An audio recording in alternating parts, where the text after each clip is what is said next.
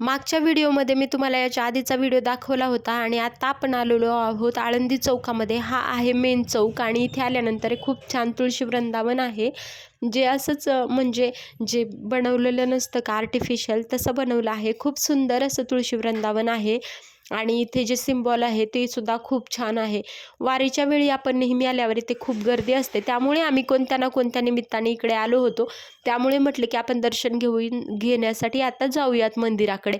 चला तर मग माझ्यासोबत. नमस्कार मंडळी, माझं नाव ललिता आहे आणि मी पुण्यामध्ये राहते. तर इथल्या पुण्यामध्ये जे काही देवस्थान वगैरे असतील, मंदिर असतील, तर तुम्हाला थोडक्यात मी दाखवण्याचं किंवा ज्या दिवशी मी सुट्टीच्या दिवशी जाईल तर माझे ते व्हिडिओज माझ्या चॅनलवरती नक्की अपलोड करेल. तर तुम्ही माझ्या चॅनलला नक्की सबस्क्राईब करा आणि अशीच पुण्यातल्या नवनवीन गोष्टी पाहण्यासाठी माझ्या चॅनलला नक्की बघत राहा. तर आम्ही निघालो होतो इकडे आळंदीला येण्यासाठी आणि मंदिराजवळ आम्ही पोहोचलेलो आहोत. आता आहोत आम्ही पार्किंगमध्ये. इकडे पार्किंगसाठी व्यवस्था आहे आणि इथून आपण पुढे गेल्यानंतर 1-2 मिनिटाच्या अंतरावरतीच मंदिर आहे. इथे बाजूला जाताना लहान लहान अशी दुकानं आहे जिथे आपल्याला हार, फुले वगैरे जे पूजेचं साहित्य वगैरे आहे ते मिळतं. आम्ही आत्ता निघालो होतो इंद्रायणीकडे जाण्यासाठी. आज तर मंगळवार आहे, त्यामुळे आज एवढीशी गर्दी नाही आहे आणि आज म्हणजे आपण ज्यावेळी आळंदीला येतो ना, एकादशी वगैरे असेल किंवा काही सण वगैरे असेल त्यावेळेस खूप गर्दी असते. पण अचानक आम्ही इकडे आलो होतो, त्यामुळे म्हटलं की आज आपण आलो आहे कोणत्या तरी निमित्ताने, तर दर्शन घेण्यासाठी जाऊयात. आणि मग म्हटलं की कधी कधी योगायोगाने आपण पटकन येऊन जातो आणि आपलं दर्शनसुद्धा लवकर होतं. बघा किती शांत वातावरण आहे आणि दुपारचं थोडंसं ऊन आहे. वातावरण खूप सुंदर आहे, शांत वाटत होतं आणि इंद्रायणीकडे आम्ही जाण्यासाठी निघालेलो आहोत. माझा व्हिडिओ शेवटपर्यंत नक्की बघा. चला तर मग माझ्यासोबत. पुण्यात आल्यापासून तसं मी आळंदीला सारखी येत असते, कारण मी जिथून राहते तिथून आळंदीला येण्यासाठी 20 मिनिटाचं अंतर आहे आणि ते जवळच असल्यामुळं मी कधीही लवकर मी आणि माझे मिस्टर आम्ही येत असतो.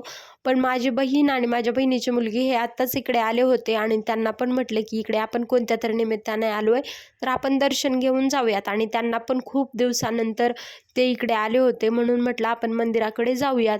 तर आज आलो आहे आम्ही इकडे आणि बघा असं वातावरण आहे खूप आणि इंद्रायणीसुद्धा खूप शांत असं वाटतंय. म्हटलं आपण आधी इंद्रायणीचं दर्शन घेऊयात, हातपाय वगैरे धुवूयात आणि मग नंतर आपण मंदिराकडे दर्शनासाठी जाऊयात.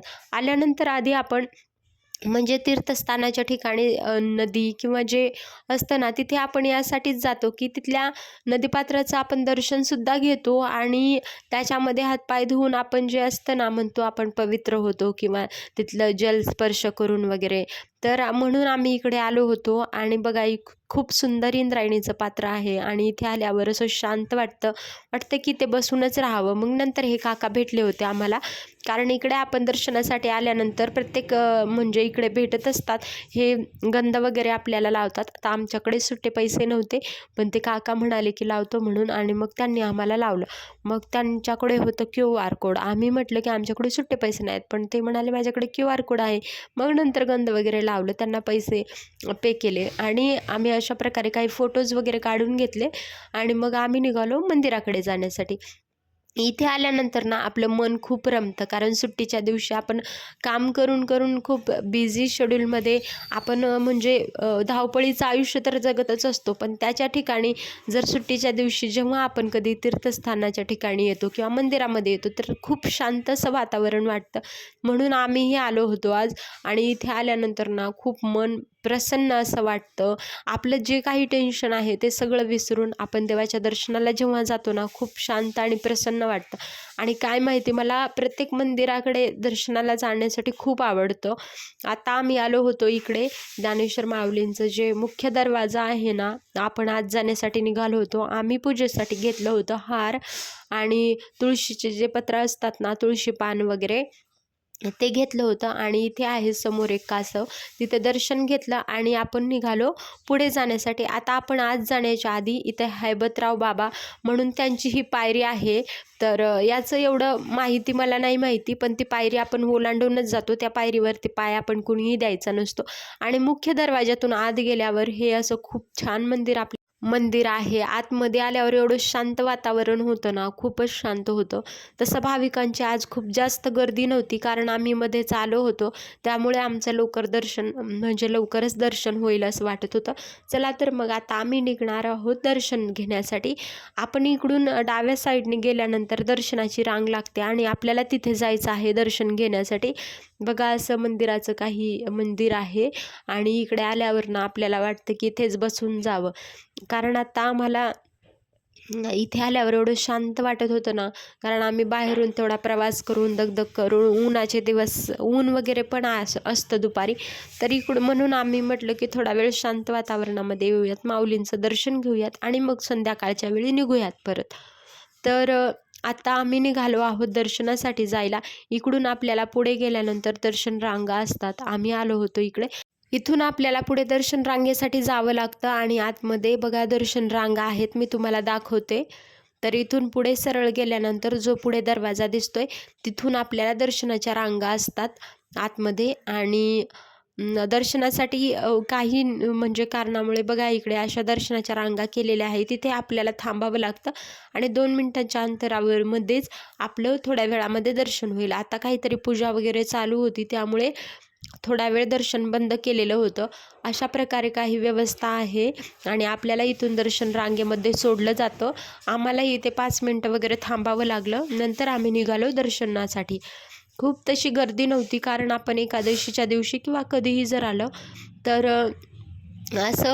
आपण असं कधीतरी आल्यावर मध्येच एवढी गर्दी नसते, पण एकादशीला तर खूप सगळी गर्दी असते. मग आतला गाभाऱ्यातला व्हिडिओ मी तर घेतला नव्हता, कारण आपल्याला दर्शनासाठी गेल्यानंतर व्हिडिओ घेऊ देत नाहीत. मग आम्ही दर्शन वगैरे घेतलं आतमध्ये आणि बाहेर आलेलो आहोत. इथून जो पुढे एक वृक्ष आहे ना, त्याचा पण व्हिडिओ मी तुम्हाला दाखवेल. इथे बाजूला आल्यानंतर आहे छोटंसं आपलं रखुमाईचं मंदिर आणि इथे आल्यानंतर पुढेच मी तुम्हाला अजून दाखवते. इथून दर्शन घेऊन आम्ही निघालो पुढे आणि इथून पुढे गेल्यानंतर इथून मंदिरासाठी आम्ही मंदिराला प्रदक्षिणा केल्या आणि आम्ही निघालो पुढे जाण्यासाठी. दर्शनासाठी एवढी गर्दी नव्हती, त्यामुळे आमचं आज लवकर दर्शन झालं होतं. आणि बघा इकडे सुद्धा जास्त भाविकांची गर्दी नाही आहे. पुढे आल्यानंतर इथं स्क्रीन होती आणि मंदिरामधलं जे होतं ना दर्शनाचा व्हिडिओ तो इथे दाखवत होते, कारण दर्शन तर असं आपल्याला डोकं टेकवलं नाही तोपर्यंत बाजूलाच काढतात. मग नंतर दर्शन घेऊन आतमधलं वगैरे प्रसाद वगैरे घेतला आणि आम्ही आलो बाहेर इंद्रायणीकडे. आता आम्हाला इकडून पुलावरून जायचं होतं, म्हणजे घरी जाण्यासाठी आम्ही इकडून निघणार होतो. बघा इंद्रायणीचं खूप स्वच्छ असं सुंदर म्हणजे पाणी होतं, निथळ आवाज येत होता खळखळ सगळा नदीचा. आणि मग इकडून पुलावरून जाण्यासाठी ना दोन्ही साईडनी इकडून पूल आहे आणि पुलावरून दोन्ही साईडनी वाहने येतात. खूप दिवसानंतर मी आले होते, त्यामुळे मला माहितीच नव्हतं. आम्ही येताना त्याच्याच विरुद्ध दिशेने आलो होतो. आणि मग इथून पुढे गेल्यानंतर आहे PMTचं बस स्टँड. आपण इथून नंतर जातो जो मेन आळंदीचा चौक आहे ना, इकडून आम्ही येताना त्याच्या अपोजिट साईडने आलो होतो, त्यामुळे माझ्या पण लक्षात नाही आलं. 5 मिनटासाठी आम्हाला थोडा वेळ झाला शोधण्यासाठी हे. आणि इथे आहे PMTचं बस स्टँड. आणि मग नंतर आम्हाला जाताना आम्ही ठरवलं होतं की PMTने जाऊयात, कारण ओला बुक करायला ना खूप पैसे घेतात.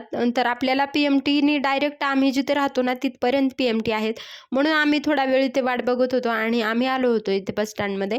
कारण थोड्या वेळ अर्ध्या तासांनी आपल्याला इथून कुठेही जाण्यासाठी PMT खूप सगळी सोय असते. म्हणजे 7 वाजेपर्यंत तरी लेडीजसाठी म्हणजे खूप सगळ्या PMT आहेत. लवकरात लवकर आपण म्हणजे गर्दीतून प्रवास करून जायला वेळ लागतो, कारण भोसरीवरून जर जायचं म्हटलं आपल्याला तर मग वेळ लागतो. आणि मग आम्ही बघा थोड्या एक वेळानंतर आमची PMT आम्हाला मिळाली इकडे जाण्यासाठी. आणि खूप गर्दी होती, तुम्ही बघू शकता की आतमध्ये किती गर्दी आहे. कसं बसं आम्हाला थोडीशी जागा मिळाली होती आणि मग नंतर प्रवास करून आम्ही आलो होतो आमच्या इकडे, म्हणजे इथून घरी जाण्यासाठी. इथून रिक्षा वगैरे केली आणि आम्ही आलो घरापर्यंत.